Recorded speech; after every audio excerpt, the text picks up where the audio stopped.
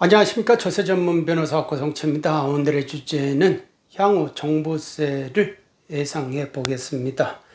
지금 여야가 서로 대립을 하면서 종부세법 개정안, 정부 개정안이 오늘 확정이 돼서 그게 이제 개정이 돼야 되는데 국회를 통과해야 되는데 지금 통과를 못하고 있다.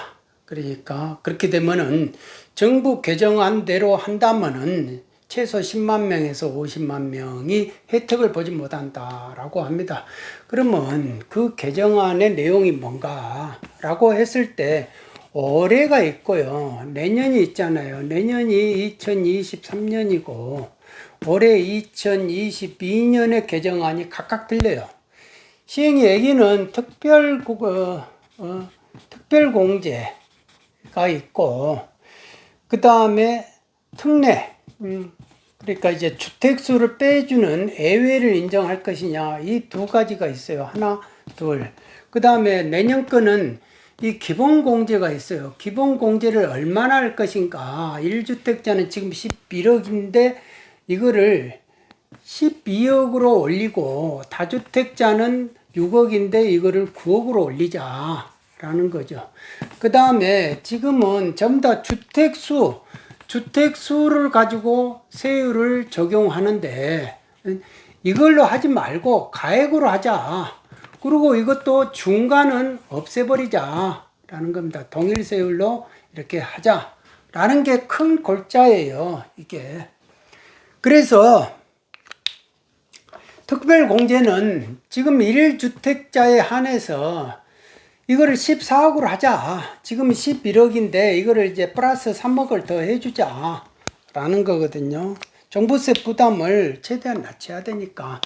왜 그러냐 하면은 이게 2021년 공시가가 19.4%인가가 되고 2022년이 17.9%인가가 이렇게 공시가격이 올랐다 이거예요. 그러니까 그만큼 뭐를 공제를 많이 해줘가지고 내려줘야 된다라는 게 현 정부 개정안입니다. 개정안이니까 민주당 입장에서는 그거를 그렇게 해주면 누구 좋으라고 라고 해서 몽리를 부리고 있는 것이냐 아니면 자기들의 정체성을 유지하려고 하는 것이냐 라고 했을 때 그게 헷갈리다는 거 아닙니까? 본인들은 민주당의 그 부동산 그 정책의 기본은 이게 주택이에요. 주택수. 다주택자는 하여간에 죽인다라는 식으로 칼질을 하는 거예요.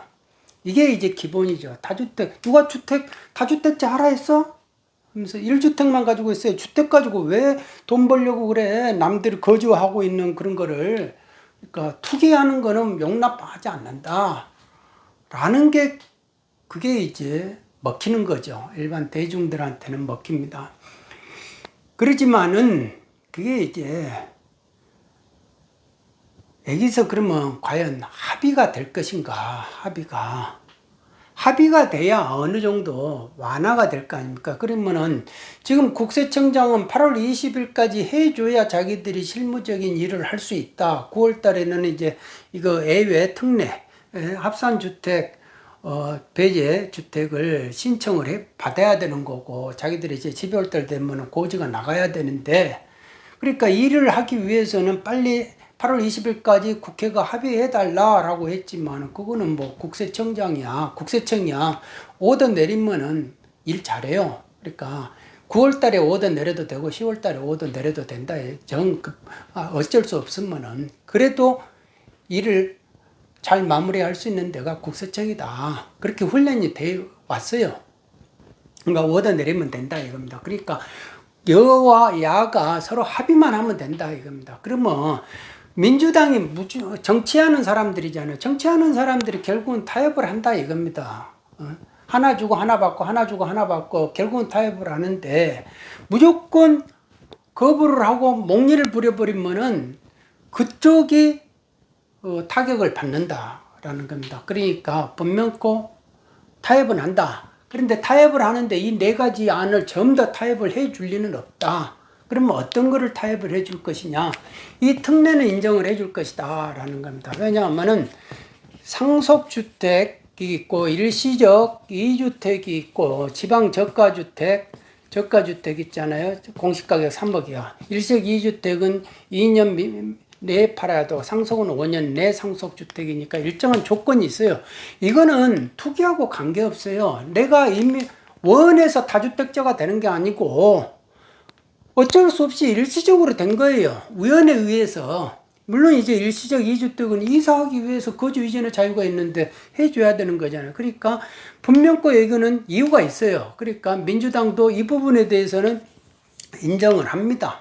우리 종부세법이 악법이라고 했던 이유가 뭐냐면 일체 예외를 인정을 안 해버리고 종부세법을 만들어버렸거든요. 그러니까 그 사람들이 반성하고 있을 겁니다. 그렇기 때문에 이거는 예외를 인정을 해줘야 되기 때문에 이거는 합의 본다. 이겁니다. 합의 봐요. 그러니까 올해 안에 합의 봐가지고 이 부분들은 혜택을 볼 수 있다.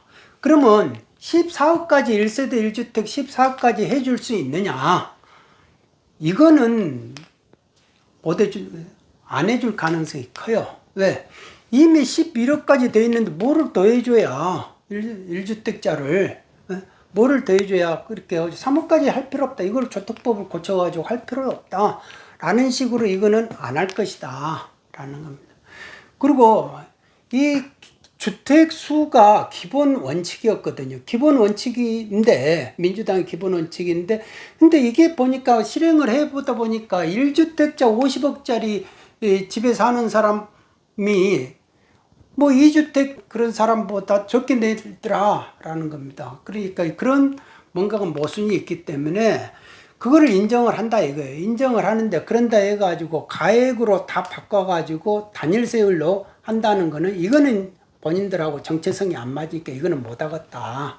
단지 자기들 이 사이에서 뭔가가 다 새롭게 타협은 할 수는 있어도 이렇게 주택수 아예 없애버리고 세율을 중과 안 하고 단일세율로 해버리는 거는 그거는 인정을 안 할 것이다 이거예요. 그러니까 이 부분에서는 타협이 안 된다. 올해 안에는 타협이 안 된다 이겁니다. 그리고 기본공제는 이 부분은 다주택자를 6억으로 해가지고 하다 보니까 폐해가 있거든요. 모순이 발생이 되잖아요. 그러니까 이 9억 다주택자를 9억으로 올려주는 거는 그거는 인정하겠다, 용인하겠다. 그러면 충분히 명분이 있어요. 그래서 이 기본공제 올리는 거하고 상속주택 등 특례 예외를 인정하는 거 이거는 올해 서로가 합의 볼 가능성이 있다. 9월 달에 국회에서 또 합의 볼 가능성이 있다 이겁니다. 제가 볼 때는 이 두 개는 민주당이 합의해 줘야 될 것이다 라는 겁니다. 안 해주면은 모양새만 별 실익도 없어요. 거부할 실익도 없고 명분도 없고 그런다 이겁니다. 그러니까 하나 주고 하나 받는 식으로 뭐를 할 것이다 라는 겁니다. 그리고 또 고령자들 그 다음에 장기 보유자들 이게 납부 유예해 주는 거 있잖아요. 납부 유예해 주는데 이거를 마다할 필요가 없잖아요. 마다할 필요가 없어요. 이 사람들이 1주택자 이분들이 투기꾼 아니잖아요. 예전에 노무현 정권 때 이렇게 말을 하니까 우리가 무슨 연금으로 받는데 어떻게 해서 종부세를 내냐 이렇게 하니까 아 그러면 팔고 나가든지 강남을 뭐 하려고 거기서 살아 이렇게 하다가 정권 넘어갔잖아요. 그러니까 이 부분도 타협이 될 것이다 라는 겁니다. 그러니까 이거 1주택자 14억 주는 거는 올해 타협을 안 할 것이고 민주당이 주택수를 폐지하고 단일세율로 하는 거 가액으로 바꿔가지고 이것도 타협은 안 할 것이다 올해는.